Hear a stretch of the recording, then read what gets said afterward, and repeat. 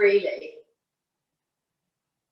And what are you observing about yourself? Your mind, your energy, your emotions.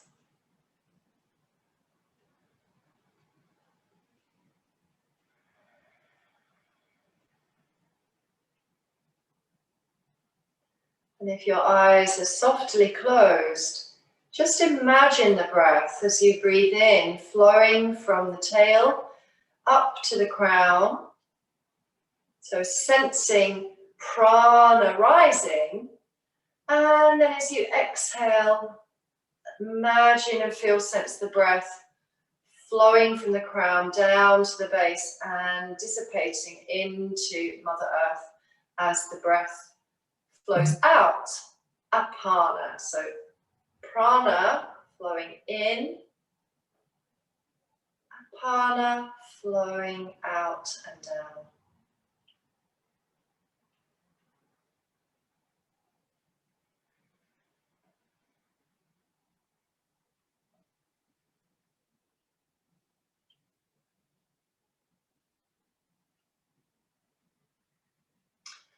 And then let's involve the arms into this breath practice. So eyes may wish to open as you float the arms out to the side. Raise the arms as high as is possible and think about gazing up to the sky or the sun as you salute. On the inhale, rotate the palms, and as you exhale, reach the arms down beside you. That's 2 more like that. Inhaling up. Reach, extend, and pause. Turn palms, exhale, press down. And you can remain seated in the upright position, or you can add in a fold forward. Breathing in as you extend, turn palms, and exhale, and reach forward and down and into the lap, letting the body flow down into the lap. As I say, if you prefer to stay upright, breathe in. Exhale, arms down beside you, or even the arms can reach back and you can lift up through the chest. Let's have 1 more like that. Breathing in, extending, exhaling forward, back, or centered. And then I'm going to pop off the block now and just release the legs out front. And this next pose is ideal to be used in supine, in lying, but I just want to show you in seated what you're going to be aiming to do. And you're going to be bringing your right knee across the body and drawing it up towards your left elbow. So there'll be this lovely release into the outer right hip. So you'll be lying down in semi-supine or supine and bringing that right knee up folded and direct it towards your left shoulder. So it's really like a lying form of pigeon pose. You want to be guiding the bones comfortably, but enough so you can feel that release on that right hip. And as I say, you can reach the left leg long if you wish, or keep that left hip and knee bent. So drawing that right thigh towards that left shoulder, maybe supporting the foot and the ankle, and resting there for a moment. Inhale, exhale. And then just let that right thigh cross over the left thigh, really casually. So soften into the groins and let that right thigh cross over and then roll into easy twist. Pausing there. And again, the emphasis we will feel is just a light elongation from the outer right hip along the right thigh there. Let's come back to center. Fold those legs into the chest. Remember, we've got the right thigh on top of the left. And then as you exhale and curl up, reach the hands. So my left hand is coming around the outer edge of the right foot. Right hand's coming around the outer edge of the left. And as you draw the feet apart, lay back down. And we're finding a very soft version of supine Gomukhasana, the head of holy cow. Now your feet may be drawn down towards the buttocks, and that may be where you can reach. If you're having trouble reaching around the feet, then definitely bring your pillow block or a couple of bricks underneath the head and shoulders, so you assist that curling up. And then if you can spread the feet apart and even flex the feet, as you draw the legs over the body, you will really receive a lovely sensation around the sit bones. And this pose here with the double cross of the legs softly, or again that first one with the left foot down and the right knee drawing towards the left shoulder, is quite a good pose for anyone who has previously suffered from sciatica and feels that kind of pinching sensation. So what we're trying to do is release space around those outer hip joints. You might want to massage while you're here and roll across the back. And then unravel the legs. Give yourself a little hug. Can you press through and roll up to sitting again? And then cross the legs the other way. So finding again your pose of Sukhasana or Siddhasana, perhaps pop back onto your yoga block and find that your groins are open here. And tidy up your pose so that you sit stacking. Let's make a small hoop with the arms. So I'm just going to interlace my fingers very, very lightly. And you can do the same, or you can kind of touch the fingers. And then circle that hoop around your body. Inhale, exhale, and circle. Circle the other way. Maybe the circle also comes here. It's almost like a stirring action.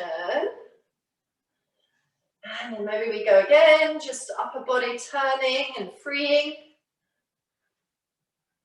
And then bring the right hand to the right, reach the left arm up. And left hand to the left and reach the right arm up or over.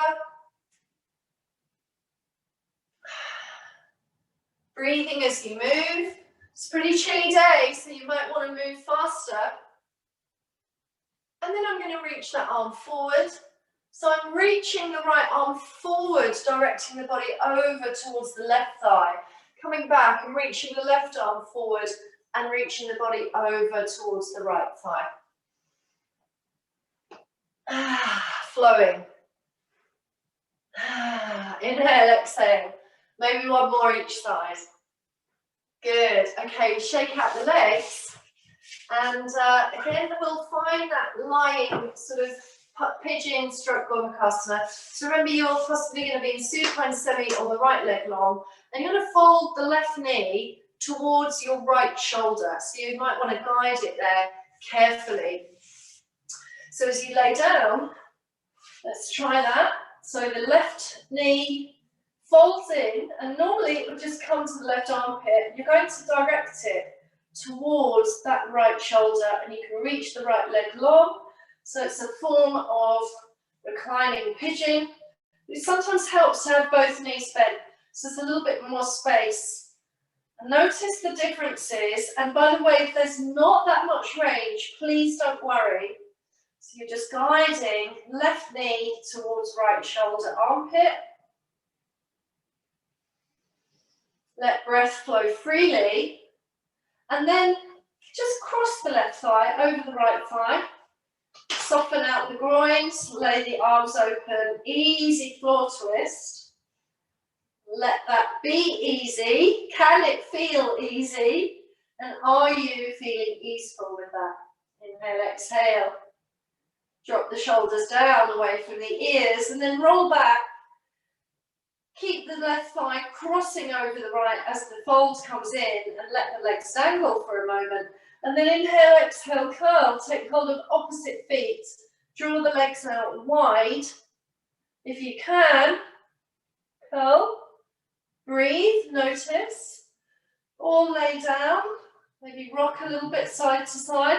So this is Supta Gomukhasana, the supine version of Head of Divine Holy Cow. And this pose, especially with this twisting arrangement, this kind of binding arrangement of the legs, is said to stimulate the Vajranadi, which is also stimulated in Thunderbolt kneeling pose Vajrasana, and is really concerned, the yogis felt, with all those energy lines in and around the pelvis, hips and the legs. With those legs pulling down onto the belly and massaging there, there's quite a lot of stimulation you can feel, even in your back. But essentially, we're drawing out now, especially through the outer left hip. So you might want to flex the feet and feel that energy drawing around. And then let's unravel, bring the knees over the chest. You can press your arms down, you can roll to the side or hug and roll up to sitting. And let's flip over onto all fours. So press the hands underneath the shoulders. And remember that when we come into poses of pigeon in soft Kapotasana, or even the more full version, it's lovely to have a block underneath the hips. But first of all, what I'm going to do is just encourage you to maybe bring the knees a little further apart and press back into open swan or open child's pose, and then lean forward. And just as you surrender the pelvis, it's like a softer version of Gomukhasana frog. You can bring those legs out if you wish. So you notice there I'm just opening out the lower legs. Oh, your big toes can tuck. So behind you there's like a diamond shape of the legs. And then slide back, inhale, exhale, tip forward, lean forward, come to a place which is okay. Try not to hang off of those shoulders. So really have plank-like qualities. Open out the legs if that's okay. Notice how that feels. And then slide back. So I'm not really asking you to go into a full pose of Gomukhasana, the frog, but if you like that one, of course you can. So moving the hips forward and back several times. Trying to feel ease and gloss of movement. Slow it down, speed it up, go to the pace needed. Bring the knees under the hips now. I'm going to slide the right knee towards the right wrist.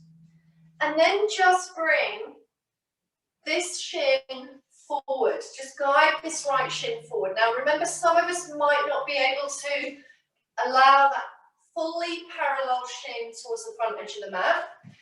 And then I'm just going to try and sit down into the right hip.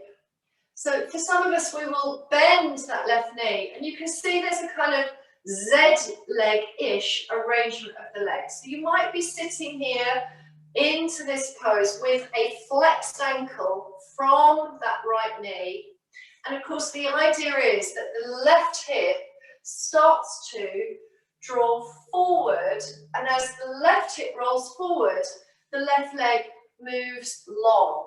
And we're going to just roll in and out of that. And I'd love you to be in a space in your practice where you allow that to happen very intuitively and organically rather than forcing.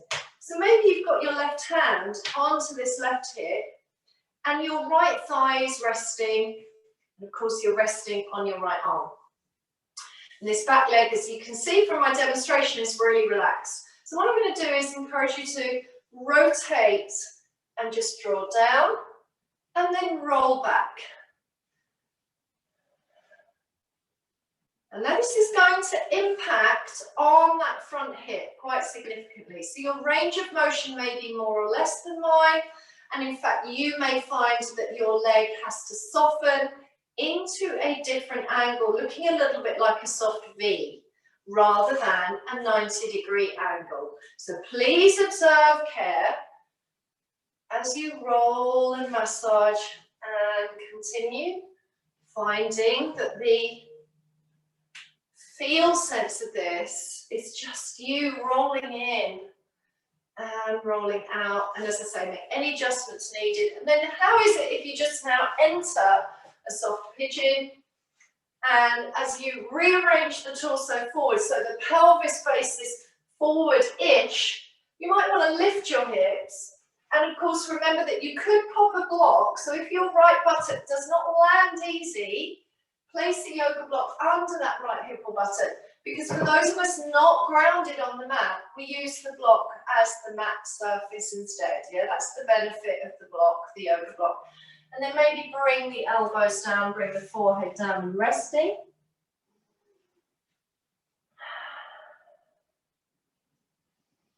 Softening as much of your body there as you can for 1 or 2 more breaths.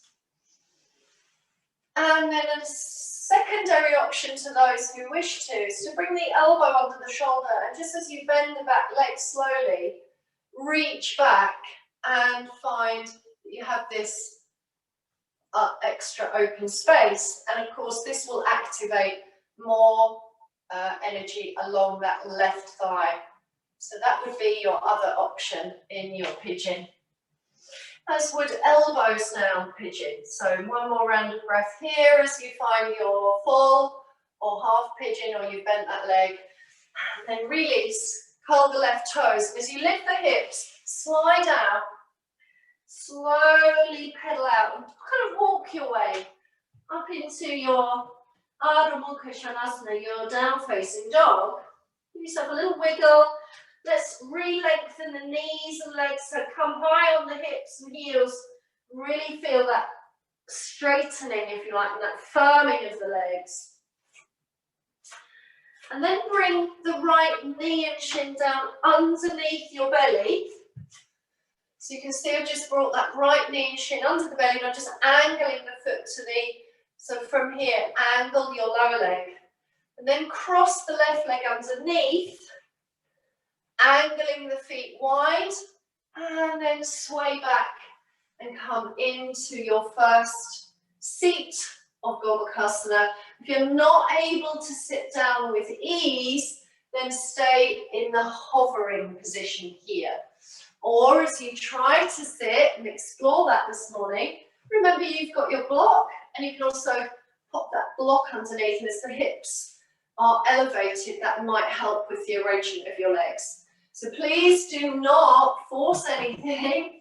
So some of you might find you want to be coming out of the pose, tidying up the legs, and some of you might find you're happy to sit into pose for a small moment. I'm going to sit here for a moment. Remember, the outside edges of the feet are tucked beside the hips and pelvis, and you're trying to stack the knees. And then bring the arms overhead if you're in the sitting. If you're still on the mat, practicing that kind of swaying in and out action, please do. Otherwise, binding the palms above and or opening up to the sky. Inhale, exhale, bring the hands behind you and lift the sternum. Inhale, exhale, fold over the legs as well. So we've got lots of options when we are in the head of Holy Cow pose, and essentially just allow those hips to be grounded. And of course, there's one other option for those of you that feel a little bit extra discomfort, and that is to release your left leg straight, so that you are finding now Ardha Gomukhasana, the half pose. And even though it's half of a pose, it's still quite interesting for that pressing down into earth and stacking your spine and breathing well. So I'm hoping you found something very rewarding in that part of the practice.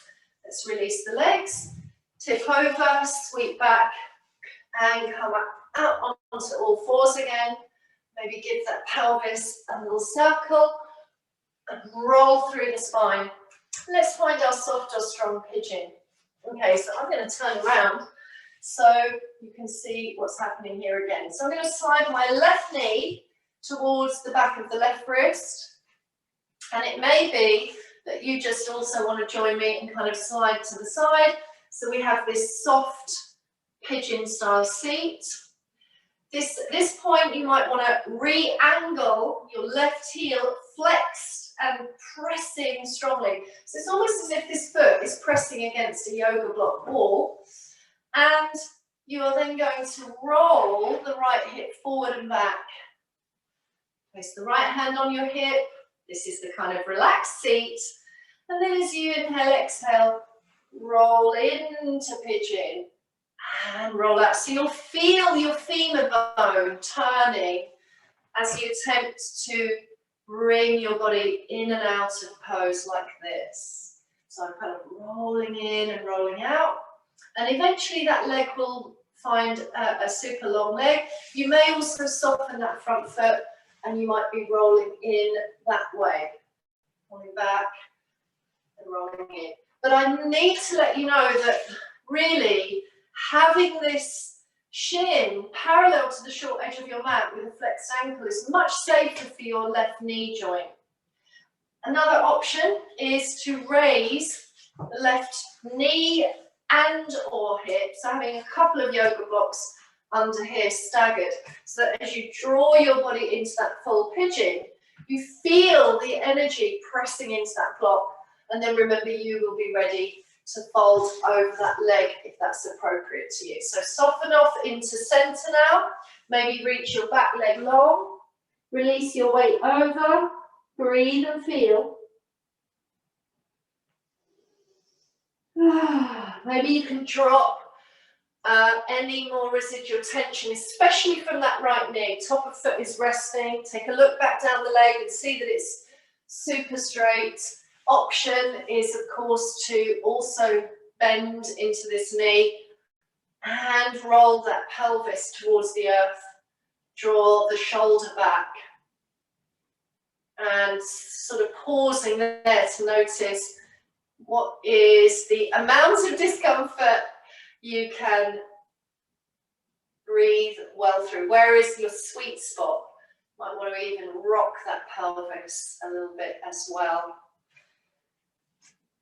And if this is the side that needs more attention, then savor that and linger a little bit longer on this left hip as you feel bones really pressing into the earth.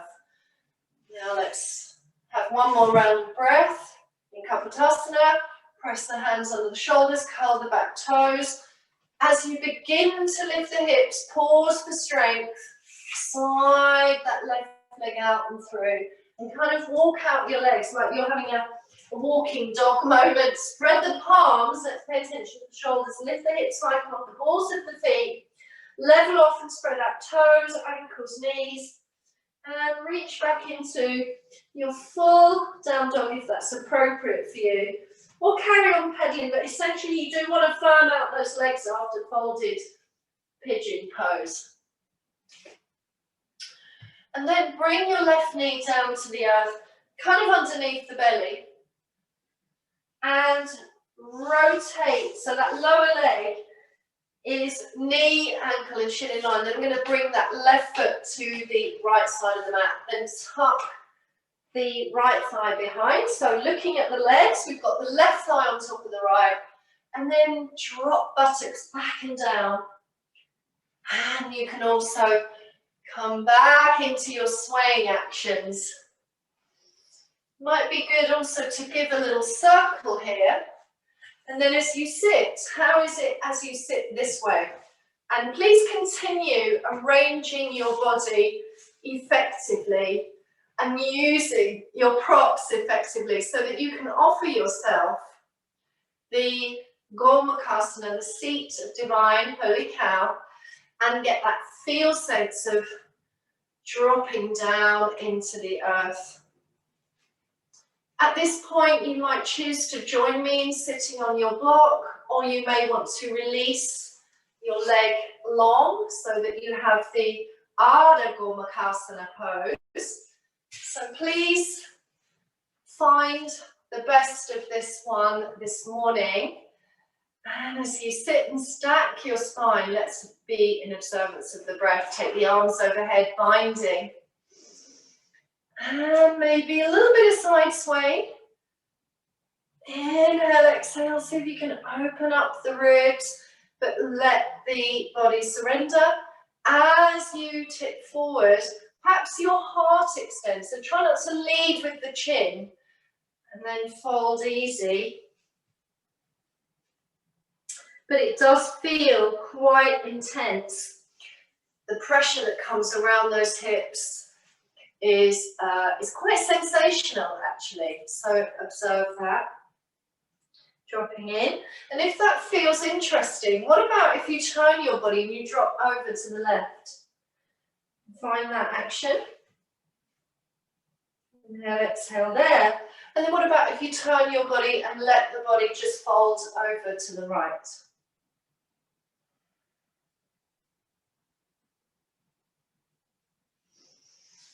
Have some patience as you explore your torso, sitting amongst this very classical yoga seat.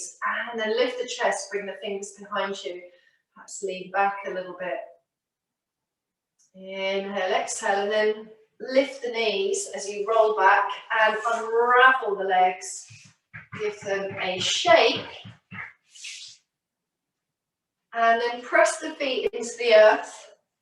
Use your hands to rise up and come into standing. So again, we will level off by being in standing. As you stand, perhaps a little pelvic circle in both directions.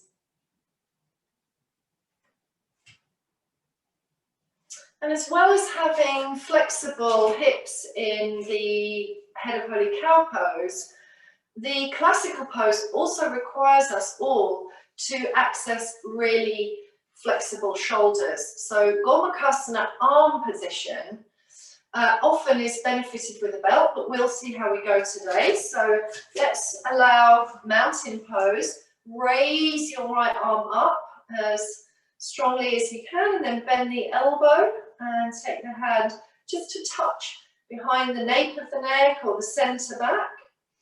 And then let's sweep the left arm out and rotate the shoulder a few times, turning that left arm, and then sweep the left arm back. So draw that left arm back behind you. It's really important that you try and stay as upright as possible and not push your head out of the way. And then meet the right fingers with the left, creating that bind behind you, and then centering your body again as best you can. It's quite helpful to have a mirror in the room when you find your Gomukhasana arms, but you can also separate a little bit. So the back of the hand can be at the back of your skull, and if the elbows are out like this, just observe that as best you can. So binding with fingers or with belt, allowing the pelvis to be centered. Try not to collapse or push the head forward, crown lengthens, inhale, exhale, standing well into the feet. How is that feeling for you? Sometimes it's quite nice. So I've got right elbow drawing out through the top of the skull. So it feels quite good to a little bit bend over to the left and see how that feels. And then maybe bend over to the right. And see how that feels as well. And usually we can stay in that pose for a lot longer, but let's ease out now. Roll out the shoulders and notice how you feel. And in actual fact, despite the fact I've got a top on and a hoodie, a jersey, actually, if you've got less clothes on, they kind of help the pose because they don't get in the way so much. Let's try the left arm coming up. Roll the shoulders in between if you need to. Bend the elbow. You might need to do that a few times.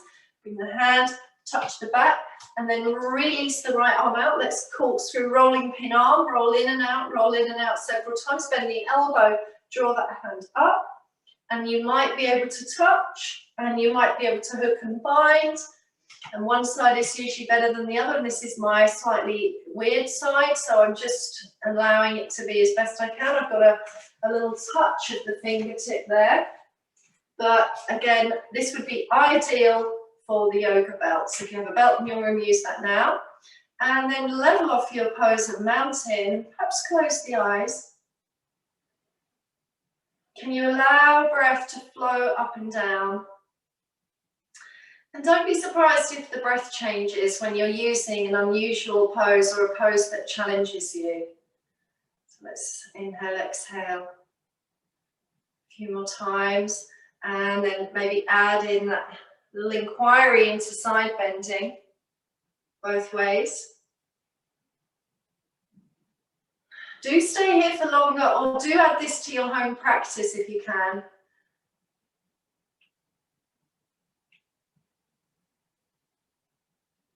and then release. Let's ease out the shoulders, roll them out. And maybe some nice crossings. I find it lovely to also cross the arms in the same sort of arrangement as the Gomukhasana legs. So this gives a little hugging action. Crossing left on top of right hug, right on top of left hug. So we're going to come back to sitting quite soon. And before we do so, bring yourself to mountain and relax the arms. Raise the arms overhead now. Inhale and greet the sun. Lift the chest, look to sky. Exhale, extend forward. Fold your body over the legs. Come into your Uttanasana where you're standing folded soft knees.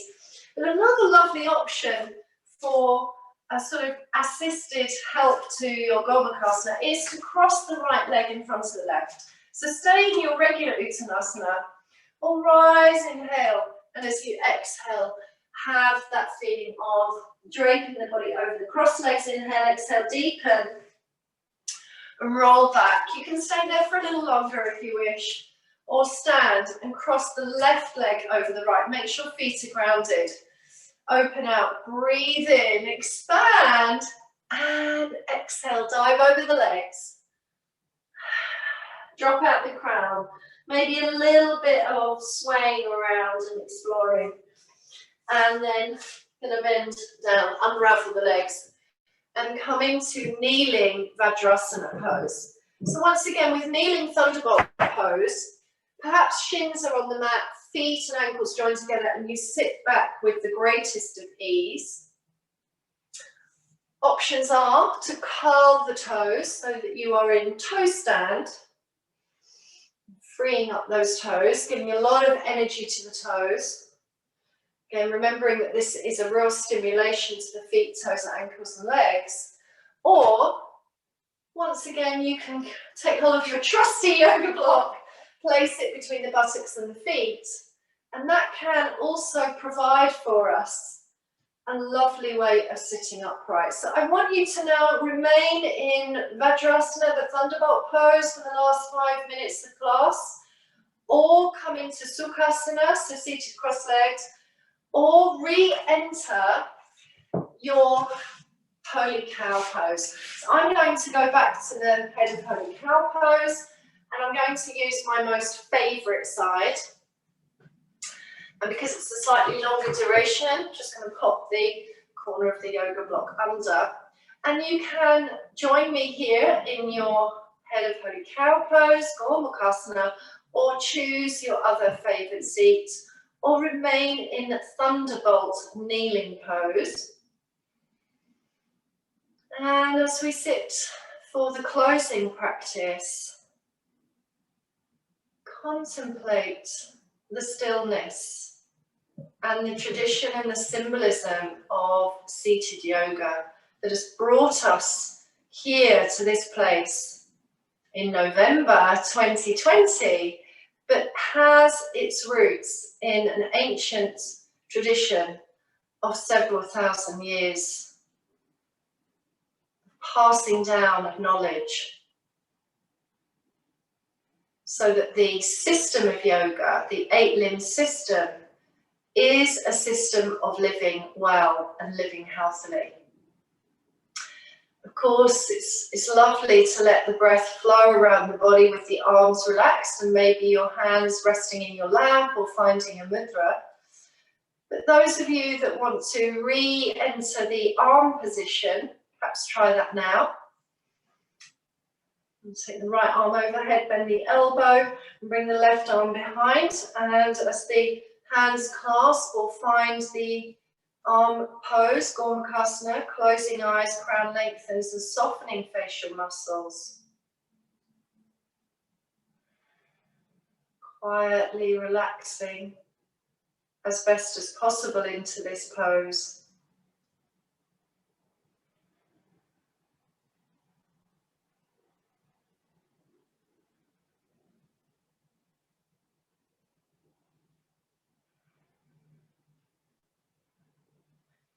Perhaps using counting of the breath cycles as a method to remain focused here.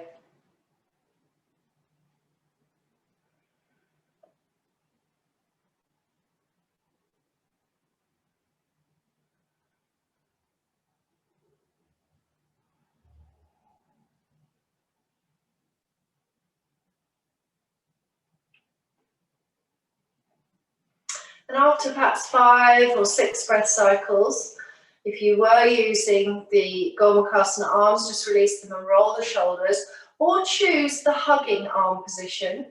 If you've got the right thigh on top of the left, of course you can bring your right arm on top of the left and just pause with a little soft hugging action.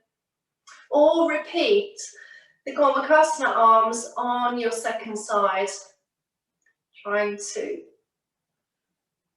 connect again into your binding, or at least a level off the eyes in the horizon and the chin level to the earth. And whatever arm position you've chosen, or if you just want to let the arms rest in the lap, come back to 5 or 6 quiet internal breath cycles.